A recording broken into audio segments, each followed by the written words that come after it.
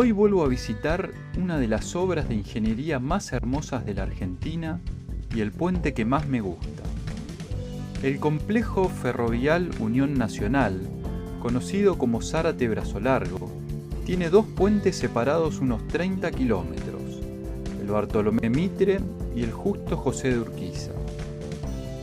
Este segundo puente es para mí una maravilla moderna y esta vez me recibe de noche, a pie y con escarcha. Detalles del puente. El puente JJ Urquiza fue construido a partir del año 1970 por el consorcio argentino-italiano Techint Albano y con el asesoramiento del mismísimo Fritz Leonhardt de Stuttgart y Fabricio de Miranda de Milán.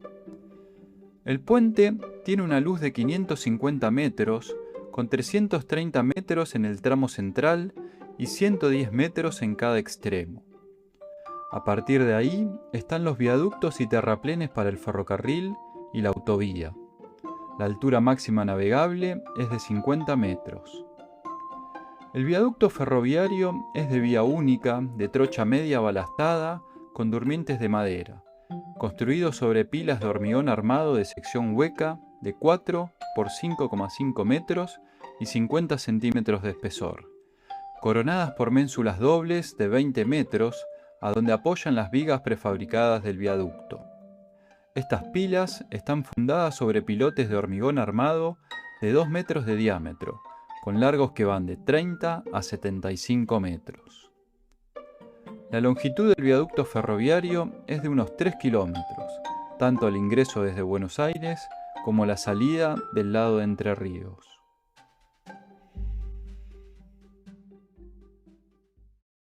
La travesía. La idea de hacer una travesía por el puente me surgió hace muchos años cuando lo crucé por primera vez en un colectivo volviendo desde Uruguay. Desde la ventanilla del micro pude ver que en el tablero del puente la vía estaba cerquita de la ruta. Me pareció que podía ser accesible de alguna manera. Unos 30 años más tarde de ese día, me encontraba caminando por el costado de la ruta, mochila al hombro, en plena madrugada de invierno. Iba con la linterna apagada, en absoluto silencio, tratando de evitar los bocinazos desde la ruta y los ladridos de los perros. Cuando llegué al inicio del viaducto, trepé por el terraplén y accedí a la vía. Para un lado, se veía el rectángulo infinito que generan los dos rieles subiendo hacia las alturas del puente, y para el otro, la oscuridad total apenas atenuada por las luces de la ruta. Verifiqué que no viniera ningún tren y comencé a caminar dando pasos de durmiente a durmiente o haciendo equilibrio arriba del riel. Quería evitar hacer cualquier ruido, caminando por la piedra, porque la zona estaba llena de perros y al ser temporada de pesca del pejerrey, había mucha gente despierta dando vueltas por todos lados. Una vez que ascendí bastante, me relajé y empecé a disfrutar del aire fresco y el trayecto. Iba mirando la vía, los rieles por donde pasa el tren y los rieles de seguridad exteriores e interiores. Miraba el balasto muy colmatado, las fijaciones, los durmientes podridos en varios casos. Al costado, el viaducto está cerrado por barandas metálicas y en coincidencia con cada pila hay un descanso. La vía está muy sucia, con basura caída alguna vez desde el tren Gran Capitán en su camino a Misiones. También chatarra, botellas, bolsas, material suelto. Desde lo alto del viaducto caminaba con una linternita tenue y cada tanto me asomaba a la baranda para ver la calle inferior y las areneras de la zona. A decir verdad, estoy omitiendo algunos detalles de esta travesía. En los últimos 3 o 4 años, desde que descubrí el recreo Keidel, la he hecho al menos una vez al año. Un par de veces en bici y otras caminando. Pero ahora era la primera vez de noche y con acampe. A medida que iba subiendo el terraplén, me acercaba a las luminarias de la ruta, que también iluminaban mi camino sobre la vía, hasta que finalmente llegué a la zona del inicio del tablero del puente. Ahí hay todo un parque de diversiones ferroviario con varias cuestiones que merecen una explicación. En el inicio del puente ya estaba al mismo nivel de la ruta y quería pasar desapercibido. A pesar de que la velocidad máxima es de 80, sentía que los camiones pasaban a mucha velocidad en ese sector donde arranca la pronunciada bajada para ellos. Algunos me veían. Tenía miedo de que por descuido alguno se despiste y termine estrellado en una arenera. Miré un poco el anclaje de los cables en el estribo y también hacia el agua donde se ven las suntuosas defensas que protegen al puente de algún barco a la deriva aguas arriba. Seguí caminando, pero ya no por la vía sino por la senda peatonal. Del otro lado de la baranda estaba el precipicio. Con el paso de cada camión, el puente se sacude, y bastante. En la parte central del puente apuré tranco.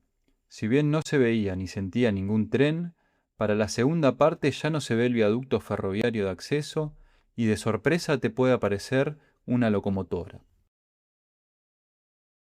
A eso de las 2:30 am, con la noche completamente cerrada y ningún indicio de gente despierta, armé la hamaca en un estribo y me apronté para dormir. Dejé la camarita prendida apuntando al puente para grabar un timelapse cuando amanezca, pero el frío se comió la batería en menos de 5 minutos. Ya tenía toda la ropa puesta y dejaba de sentir el calor de la caminata. Me envolví lo más que pude con la hamaca y dejé solo los ojos afuera para contemplar un rato el firmamento. A la media hora estaba temblando de frío. Tenía el resplandor de fondo de las luces de la ruta y el sonar constante de los camiones. Dudaba si me iba a poder dormir, pero haría lo posible. En este tipo de aventuras me gusta poder desconectar al menos un segundo y reconozco que no es fácil, y me lo planteo como un desafío. Por lo general, en estas travesías border, siempre voy bastante alerta y con adrenalina suficiente para no tener que dormir a pesar del esfuerzo físico. Pero dormirme, perder la conciencia, entregarme al entorno, me parece hasta un acto de agradecimiento. Generalmente duermo poco y cuando me levanto es una sensación increíble, de paz, de entender un poco más el ambiente. El frío era intenso. Temblando, dejaba de tener frío, pero no podía dormirme. Saqué de la mochila que estaba al lado mío el vaso térmico con agua hirviendo que había cargado unas horas antes, pero ya estaba tibia tirando a fresca. Puteé contra los termos triple capa, que son igualmente pedorros que los chinos de $3. A raíz del frío de esa noche, hice algunas pruebas para las próximas expediciones invernales y el que mejor me resultó fue el termo de 1 litro con tapa, la doble tapa, y hasta ahí no más.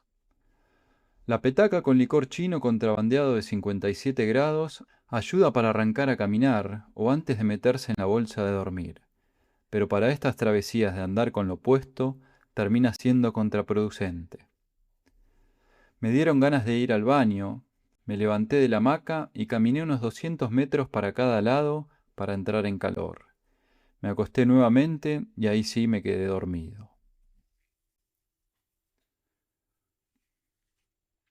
La parte ferroviaria. Para los que somos fanáticos observadores de la infraestructura ferroviaria, este puente tiene todos los detalles y con cada visita encuentro algo nuevo.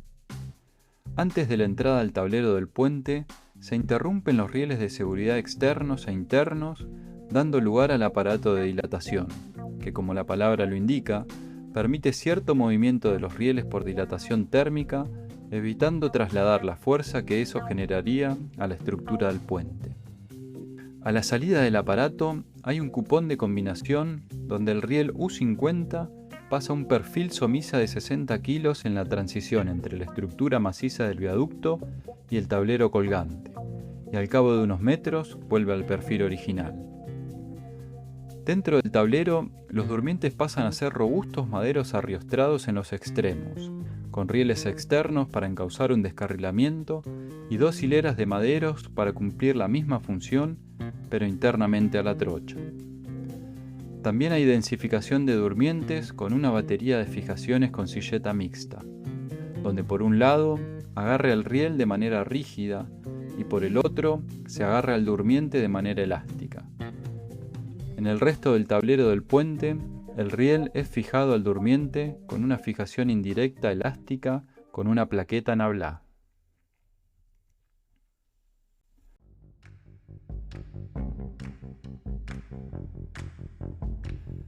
La vuelta.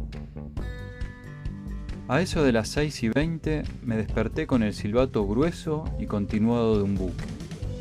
El cielo empezaba a aclarar y los teros revoloteaban por todos lados con su típico piar. Me quedaba un sorbo de agua menos helada que la de la botella y completé mi desayuno con una banana.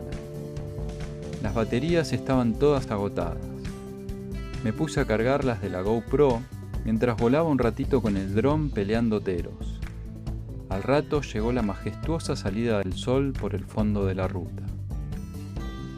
Terminé de ver el amanecer cuando el sol ya había subido bastante. Las piernas duras y los dedos fríos empezaban a moverse lentamente para bajar por la prolongada curva de la vía, alejándose de la ruta y sintiendo cada vez menos el ruido de los autos. Caminé mirando la vía y las barandas. Muchas de ellas se ve que por el tiempo, movimiento o fatiga se han desoldado y con el pequeño movimiento del puente se tambalean haciendo un ruido gracioso y prolongado. El día comenzaba para los campings y las empresas de la zona, dejando atrás una hermosa aventura más.